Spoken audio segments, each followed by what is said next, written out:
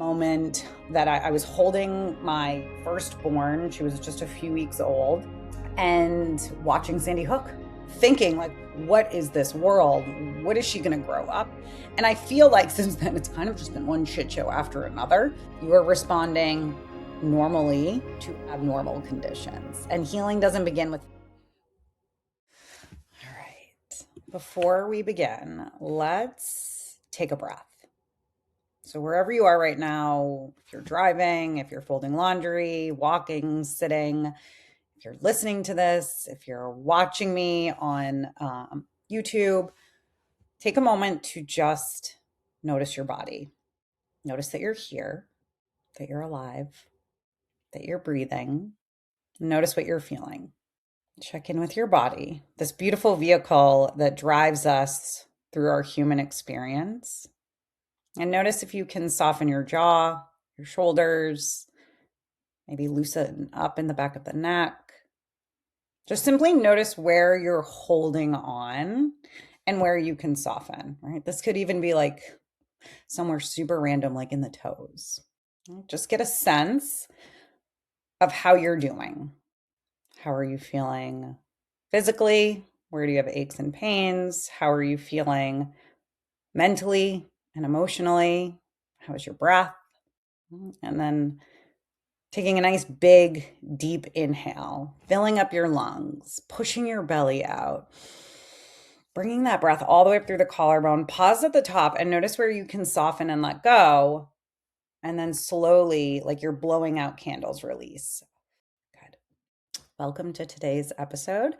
It is episode 23, which blows my mind. And today we're going to be talking about collective trauma. So this is something that I have been personally experiencing, something that I'm hearing a lot of my clients are coming in and they are showing signs, expressing like anxiousness when there's nothing really to be anxious about. And so it inspired me to create this podcast episode to be helpful. And it's on, collective trauma, responsibility, and then how we return to humanity, because we can get really stuck in the trauma loop. And then we'll think of like doom scrolling and how hard it is to like pull yourself out of that. Even if we don't like really have the language for what we're feeling. Some of us can label like, I'm feeling sad, I'm feeling anxious. Other people, even if you don't have the label for it, they're just words. It's this sense of being on edge. It's that anxiety that feels bigger than your own life, the exhaustion that like doesn't go away even after you've gotten sleep, or maybe you're not sleeping. It's also the way that conversations feel sharper, more polarized, more fragile. It's the way your nervous system feels like it's constantly scanning for danger. It's constantly looking around. And again, I'm hearing this from my clients, and I myself am witnessing it with my own eyes. I mean, we've now seen 2 murders take place. And what's unfortunate is, I was saying to somebody yesterday, I saw the most recent video of Alex Preddy once, and it rattled me. There's multiple versions of it. I have only seen one time, and it completely set me off for the rest of the day. I had to turn off my phone. I had to like really get into my body. It really threw me off. And I was talking to my client who had seen multiple angles of the murder and had seen it multiple times. And I can only imagine like what that's doing to us when, like, think about it. We are energy bankers. We are made up of energy. And it's like just putting all this toxins in your body. And I'm not saying don't look at it, because we have to look at it in order to witness it and make a change in it. But knowing a limit is really important. So people are on edge. And I always like find it's so fascinating how palpable the energy can be in general. But I'm thinking specifically about a class that I taught on Sunday. And that was from a girl, Lucy. She's running the Boston Marathon this year. And all of the proceeds are going to cancer research at Dana Farber. So I think on Sunday we raised over $300. I'll put a link in the show notes if you want to donate to that. Great cause. So, anyways, I walked into the room, and it's so funny how life comes full circle because it was in a space that I had taught my first yoga classes at before I was so new yoga, before I had an LLC, when I was just fresh out of teacher training. And so we taught there. The space was bigger than what my intimate little studio is. And so when you first walk into the room, right, when people are first getting settled in, the energy shift that happens is very palpable at some point, and it's usually by like our second or third kind of collective breath together. You feel everything just get a little bit lighter, a little bit softer. And what's beautiful is that, like, I mean, just like collective trauma, collective healing, everyone in that room shifted at the same time. And it was beautiful. So whether we realize it or not, we're carrying issues in our tissues. We're carrying trauma in our bodies. If I can go back to the beginning of it all, for me, it was the moment that I was holding my firstborn. She was just a few weeks old, and watching Sandy Hook on TV. And just, I remember thinking, what is this world? What is she going to grow up? And I feel like since then, it's kind of just been one shit show after another. But part of what we need to do, we can't escape the chaos that's happening in the world around us today, no matter when it started for you, right? Like, we're living in it. We're living in the now. There's the divide, there's lies, there's the gaslighting, tension, there's anger. I just finished reading a really good book called On Tyranny by Timothy Snyder. It was super helpful, and I highly recommend it for anyone that's looking something to kind of anchor onto during these turbulent times. And for so many of us, we are truly safe. We might not feel it, right? Some of us are very lucky and very blessed, and we're not a threat to whatever is happening out in the world, not yet, anyways. And so we're not actually suffering, right? This is where it's very easy, what I'm finding for this type of stuff that we're seeing out in the world, to become normal, because we are going to our day-to-day job. Our kids are going to school, we're, going to the PTA meetings, all of these things. But so that's why we can't have this sense of normalcy around it. But for so many of us, we're not actually suffering. Our day-to-days have not changed much. We could very easily look away or stick our head in the sand. I don't recommend doing that. Not at all right now. If you have a voice, please be using it. So even for us lucky ones, or us blessed ones, us privileged ones, even though our day-to-day lives haven't changed, we still feel exhausted or on edge or stressed out. And if you've been asking yourself, why do I feel this way when nothing is technically wrong in my own life, then this episode is for you. You're not broken, you're not weak, and you're not imagining this. We're not living in normal times. Okay, so what is collective trauma? Collective trauma happens when entire communities, cultures, or generations experience prolonged fear, loss, or instability, and there's no real closure. So we can think of like COVID, right? We can all think of COVID and every moment after that, right? It's been a busy few years. This year hasn't really started off any more chill. Unlike a single traumatic event, collective trauma is ongoing. It's layered, it stacks. So it comes from, like, it's not just like a one, like, oh, event or a one-off thing. It's this constant cycle, like a constant crisis cycle. It's political unrest, it's moral fractures, it's economic instability. It's pandemic grief, it's climate fear, social division, generational trauma passed down unconsciously. And here's the key part: even if you are personally safe, your nervous system is still absorbing all of that energy field around you. So even if you are personally still yourself safe, your nervous system is still a little shocked. I pulled a card today on the collective energy and how everybody was feeling, and I got the moon, which, shocker, The moon card represents our fears, like, and those fears that are deep into the subconscious. And I think right now it's really important that we all get back into a sense of feeling safe in uncertain times. I think that's something that will help as we navigate through whatever it is we need to be navigating through. Trauma, I want to be really clear on this. Trauma isn't just what happens to us either. There's a really good book called The Trauma of Everyday Living. So, yes, you might have had a wonderful childhood and you've got great parents and all of this stuff, but you still are a participant in the world, and there's still a lot of trauma that's happening right now. And maybe for the first time ever, you're paying attention to it or you're feeling it, right?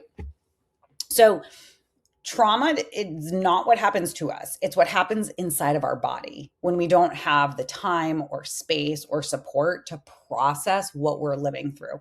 I think about dogs, right? Like when a dog has an interaction, like it shakes it off. We're not really doing that. We're just kind of like walking around and holding our shoulders up to the bottom of our ears, like, right, weight of the world, just resting right here.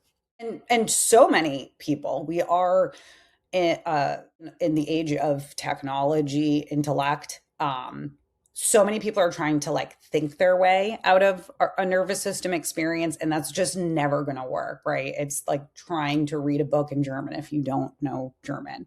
So when I'm at work, I feel this in my clients. I just had a new client the other day who had not received any massage work in quite a few years. He was recently retired, right? Enjoying himself, enjoying his time. But when he got on my table, what I noticed was just by me placing my hands, like his body had no idea where it was. Like just by me placing my hands on him, the muscles underneath started to soften and relax just by bringing awareness to them. And after he had commented how he felt like he had such a deep tissue massage, and I was like, that was just you letting go. So we need those gentle reminders back because we can get into like that tunnel vision. If you've ever been on a doom scroll loop, you know how easy it is to get kind of sucked in and to lose time and space. I invite you to check in with how often you are unnecessarily holding in your body, right? Like, look at me right now. Why am I doing this? I can just let that go. It's usually in the jaw or the shoulders. If you're driving, right, it's gripped. That's a time for me to like notice like, oh, I don't need my shoulders up there. But get into the habit of getting your body like into a shape, like say a seated shape, a butterfly pose or a chest opener, right? Like it doesn't really matter.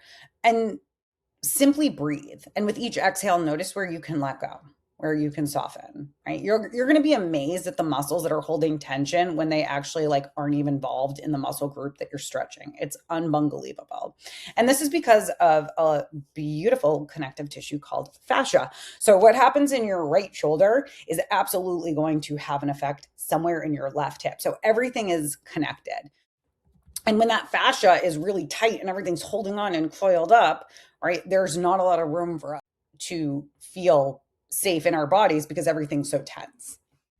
I don't think I really need to get too much into this, but we all know why everyone is feeling on edge right now, right? There's too much information. There's too much outrage, maybe not really enough, too much fear, too little grounding, too little embodiment, and too little humanity. It's so easy for us to get lost in an us versus them. And we have to remember that we are all humans and that we all play a role and that we are all connected one way or another. There's always going to be that butterfly effect. And our bodies were not designed to process trauma globally 24/7 through a glowing rectangle in our hands, right? Before radio was even invented, people were getting the news just through paper. So think about how much time was happening. I just had a conversation about a parent with another parent about bringing back like the house phone and the newspaper, right? Like slowing down access to everything. But it's a delicate process because though it sounds nice to do that, there is this sense of we want to be engaged and we want to be alert and we want to be vigilant. And so it's a delicate balancing act. I know for me, when I saw the video, like, and I just instantly felt everything lock up in my body. I had to shut my phone off. I cooked. Like that is such grounding for my energy. I did some somatic movement, like a lot of like shaking and moving. And it's important that we have those tools in order for us to navigate through these times, because we don't know when there's uncertainty. We don't know when these times are going to smooth out. And on top of like getting the news, I just do have to like interject here a little bit and talk about like the news in general and encourage people to follow reliable sources and not state run media like Fox or influencers like that. I personally love Midas Touch podcast. It's a great team of on the ground journalists and that do on the ground reporting like in real time, which is super cool. Make sure that you are, when you are paying attention, make sure to what you are paying attention to. Okay, so back to collective trauma. So when people ask, why is everyone so reactive? Why are people so angry? Why is everybody on edge? Why do I feel like I can't catch my breath anymore? This is why. Your body is saying, too much, all done, tapping out. And instead of listening, we're taught to override it. So we stay productive, we stay informed, we stay engaged, we stay outraged, right? There's that delicate balance. Like, yes, you want to be taking necessary steps, but you need to have a private life. You need to like take care of your body. You need to be the best version of you in order to do this work. And healing doesn't happen when we're productive, when we're, searching for the next story or getting updated on a story, or when we're just simply engaged. Healing happens when we come back to the body, when we come back to stillness, when we find our breath, when we've lost the ability to move trauma out of our bodies. Think about how often, again, your dog shakes off that energy. When you encounter similar situations, like just get in the habit of like, moving it out, right? Move it through your body. You can tap at your heart space. This is a really beautiful one. Go to the gym, soak in a tub, like try a bunch of different things, because what works one day is probably not going to work the next day. And there's a phrase that I like to live by. And what we see on the outside is a reflection of what's happening on the inside. So that doesn't mean that we ignore injustice or we bypass reality or we do the spiritual bypassing, which drives me nuts in the spiritual community, focusing just on the positive, not happening right now. It means that we understand that our own inner state shapes how we meet the world. So when you're out and you're seeing just so much violence and destruction and right, this is like a time that like I need to get within. I need to ground myself. I need to change the lens. Just like if you're taking a filter, right? Like I need to change the filter on this camera because I don't like how it looks.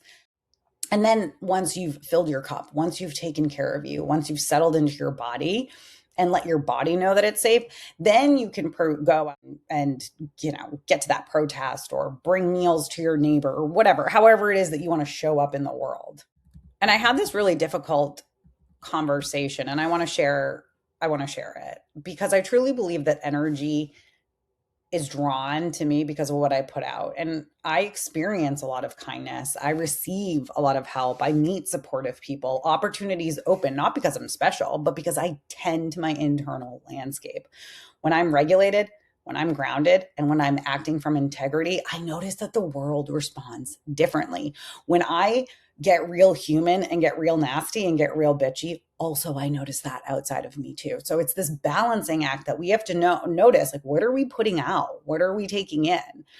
And here's the loving truth. That doesn't mean that bad things never happen. Of course they do. I'm human. But it means that I have the capacity to handle those things when they do, to shift, to pivot, to do whatever it is that I need to do. And there's nothing special about me.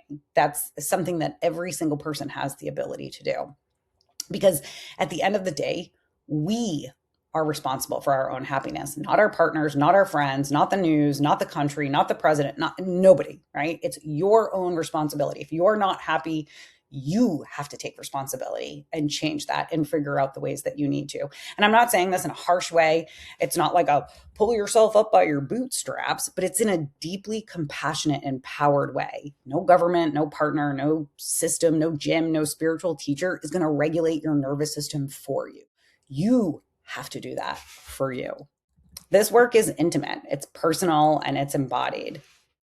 I mean, I've stated, like, when I allow my anger and my frustration, I spiral. I'm human, right? And that's the other thing. When you notice that you've done it, you don't have to beat yourself up. You can be like, oh, silly meat suit. So hard being in a meat suit, right? When I observed myself spiraling and getting aggressive and I kind of reflected back, I had skipped a few days of my meditation. I hadn't been doing my morning self Reiki.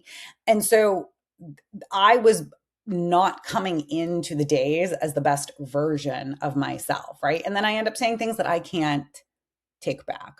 Um, and nobody is going to be able to do that turnaround, that shift, except for me.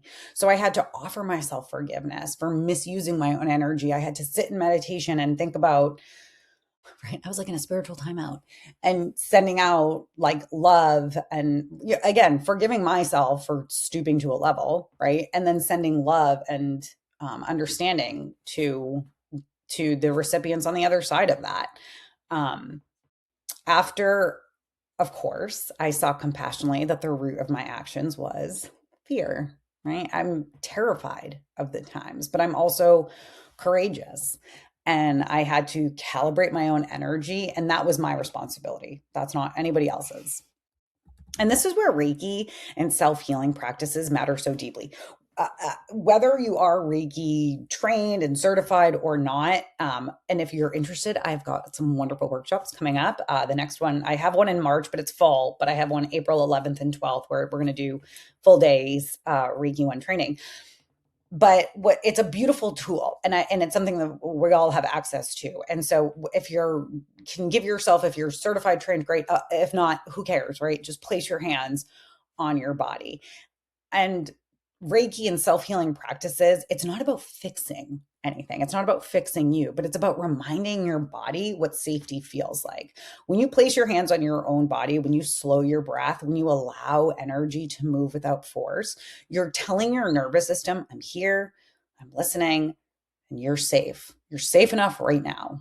Healing doesn't require dramatic breakthroughs. It requires consistency, presence, and gentleness. So just by skipping a couple of days of my Reiki and my meditation, I was a bear. And what you're doing is you're telling your nervous system, again, that it's allowed to be safe. And then healing doesn't require these dramatic breakthroughs. This is where embodiment matters. Trauma lives in the body. Healing must happen there too, not just through thinking, not just through talking, but through sensation, breath, touch, and stillness.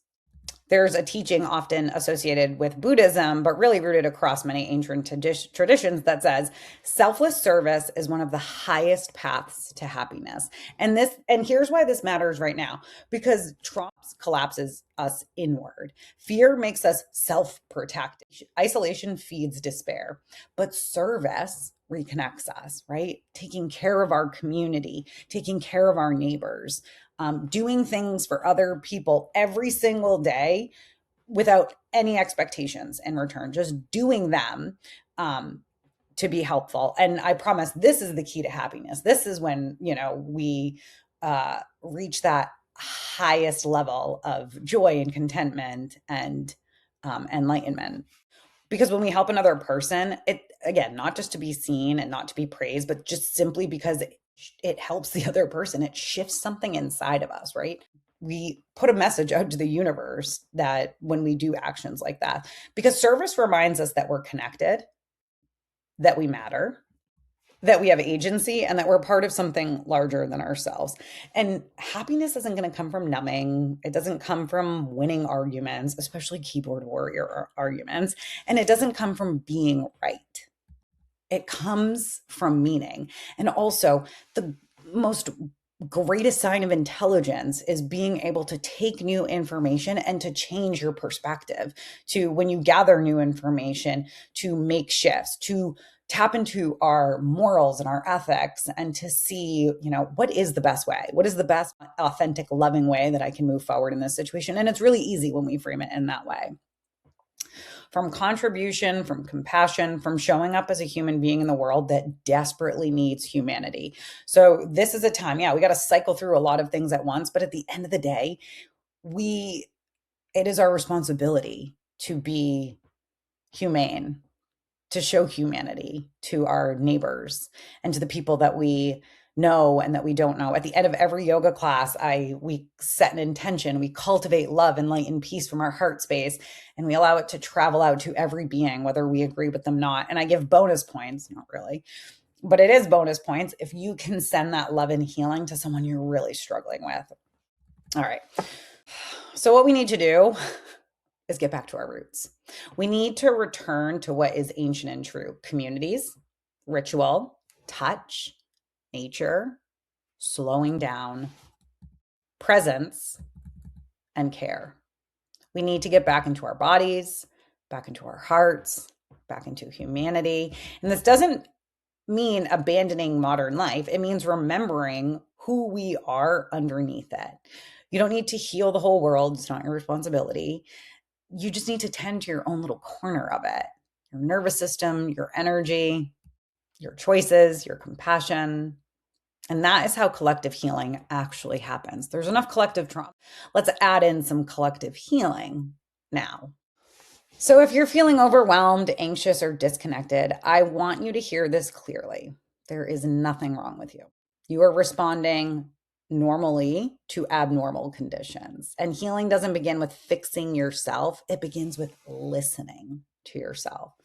Come back into your body, care for your energy, serve where you can, choose kindness, especially towards yourself. Because when we heal within, the world really does change. And if you're feeling called to go deeper through Reiki, self healing, or simply learning how to regulate your energy in these times, I'm here to walk that path with you too. So human. So just reach out, send me an email, send me a message. All right. Thank you so much for being here. Thank you for caring. And thank you for choosing to stay soft in a world that often rewards hardness. And until next time, that's what she said.